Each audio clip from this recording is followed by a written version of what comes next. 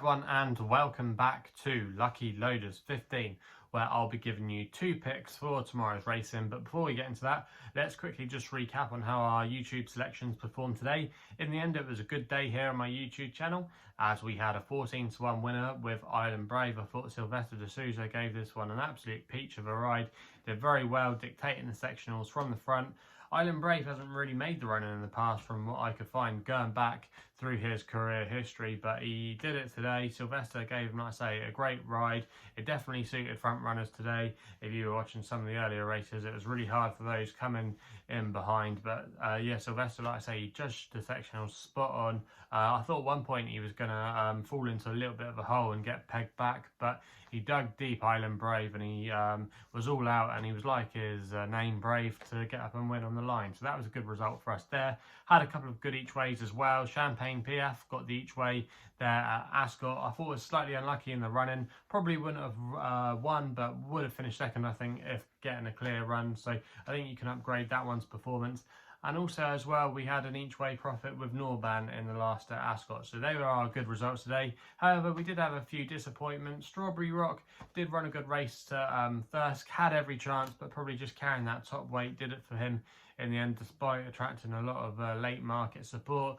Our selections in the Haydock Sprint Cup just never got in it today, but yeah, that's the way it goes sometimes.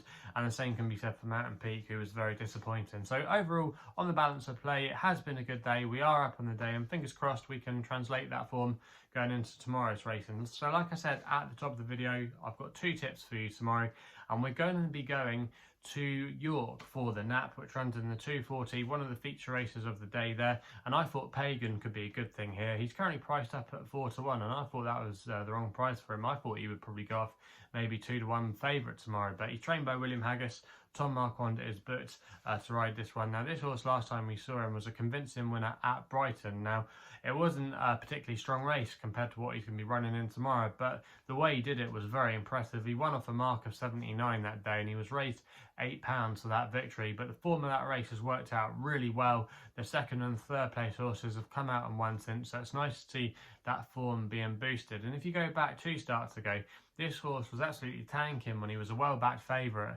over 7 furlongs. However, he just seemed to get outpaced in the closing stages and just got picked up late on. But I think dropping back to 6 furlongs is definitely the right move for him, staying at this trip. He's unexposed as a sprinter, and I think he could have a bit more to come. First Folio, at the time recording, is favourite for this race, and he's going to have to give our selection a lot of weight, which might just go against him. There should be a nice pace for him as well. Bergerac isn't too far away from him. He's likely to go forward. It's Maggie as well. So I imagine there will be a good gallop on, and I think it's going to suit up for the closers. And I think Pagan, if he can get a bit of luck in running, I think he could be a good thing in this handicap tomorrow. And that's why he's going to be my nap in the day in the 240 at York. We then go to the next best, which is over the jumps at Fontwell, one of my local courses. I love the quirkiness of the figure of 8 course at Fontwell. And we're going in the 305 for my next best with a horse called Between the Waters, who I thought was actually quite a big price in the context of this race. Is available at 17-2. And I'm going to recommend a 1-point win bet here.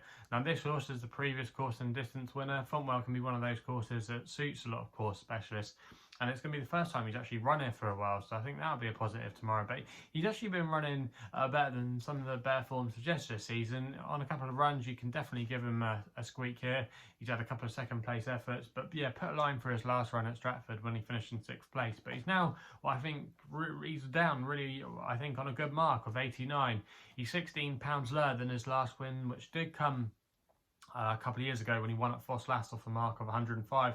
But like I say, I think he's well treated in this field. Now, I really want to take on the favourite in this race tomorrow. I think Golden Card, even though he looks an obvious winner after his win the other day, he's going to be having to carry a lot of weight in this field. He won, like I say, a few days ago, and as a result, he's going to be having to carry a penalty. He is, of course, a winner, but he could just get pegged back in the closing stages after having a hard race. And I think Between the Waters could be the horse to pick him up. Jamie Stone's team are going okay, and the ground conditions will be in our selection's favour. And being a previous course winner, I think he's got a really good chance of coming back into form, and he's not been running too badly at all this season. I just thought there was a lot to like about his chances tomorrow.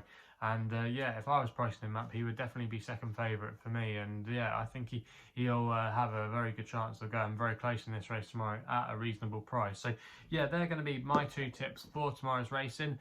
Let me know in the comments down below what you'll be backing tomorrow. Also as well, if you're still enjoying these videos, remember to subscribe here to my YouTube channel and hit the thumbs up button. Also as well, if you want to follow me on social media, Twitter is the place to do so, where my handle is @LuckyLoader15.